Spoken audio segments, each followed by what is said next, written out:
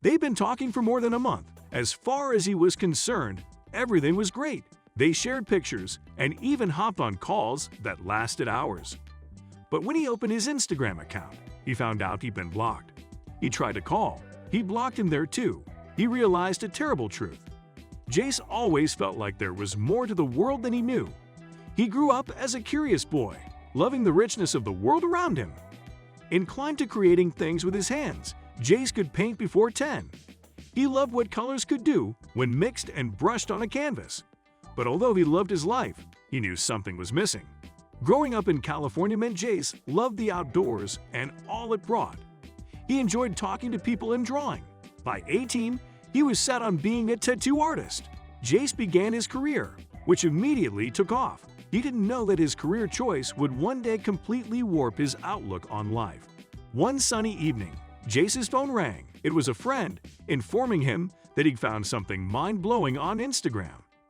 Jace was tired from a long day at work and needed some distraction to help him relax. He heard his friend out, opening the Instagram account as instructed. What he found made his jaw drop. Before Jace was a gallery filled with photos of him. Jace cocked his head back, unsure of what he was seeing. He opened the pictures one by one, seeing that the man was someone else, although a near copy of him. He grinned, fascinated. "I have to talk to him," he thought, and quickly sent the man a message. He wasn't expecting the answer he got.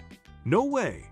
The man wrote, just as spooked when Jace asked him to go through his profile. The two men were identical in everything except tattoos, of which they both had plenty. The man introduced himself as Rich from New York. Jace thought it was awesome that they looked like each other, but something else made him love their interaction even more. Rich was a painter and art gallery owner. He loved, more than anything, creating and celebrating art. One of the things he told Jace was that he'd fallen in love with his work as a tattoo artist. Jace commented on his paintings, which were out of this world. What were the odds that two identical souls existed and hadn't known about each other for this long? Jace and Rich became close friends. Their conversations graduated past Instagram into calls and texts. They would prank each other's friends, pretending to be in two places at once. These two were so identical even Jace's mother didn't know she received Richie's pictures for Thanksgiving and Christmas. But then a problem cropped up. Even though Jace and Rich had grown close as brothers, they'd never met in person. Since they lived on opposite coasts, commuting to see each other was a problem. But one day, Jace got a call from a client in New York. A rush of joy and excitement flooded his body. He would finally see Rich. Excited about finally meeting his friend, Jace called Rich. The New Yorker was thrilled to know Jace was coming to his city. The premise of traveling across the country got the two joking about being long-lost brothers finally uniting. That's entirely possible. Rich said, "My dad was a traveling biker who'd been all over the country." A chill clambered up Jace's spine. Jace's dad was also a biker who'd worked as a tattoo artist all over the country. "Hey," Jace said, "ask your mom if his name was McCurry, Hector McCurry.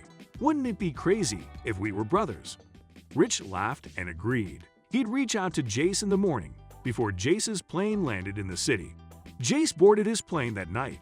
After settling in, he took out his laptop to check his schedule for the next day. He hoped to send Rich an update on Instagram, but he couldn't find Rich's account. He tried Facebook and Twitter, nothing. When he landed, Jace tried calling Rich. He couldn't get through. His heart pounded as he realized what was happening. Jace and Rich must have shared the same father. The idea was far-fetched, but it was the only way he could explain everything. Pain fired through him as he thought about losing Rich. The past few weeks had meant a lot to him. Jace finally felt whole because he found that thing missing from his life. He decided he'd meet Rich and try to talk it out. Jace's morning blurred past him as he debated whether to go to Rich's art gallery or plan a trip back to California. By evening, he chose to go home. He felt it best to respect Rich's right not to have any contact with him. But as he was checking into the airport, his eyes caught something that made him tear up. Standing near the reception, with clothes identical to his, was Rich. He smiled, his eyes teary as well. "Hey," he said, and Jace ran to embrace him. "I think we might be brothers," Rich said. "I figured as much," Jace responded, laughing amid tears. "It is a dream come true. Wait, how are you taller than me?"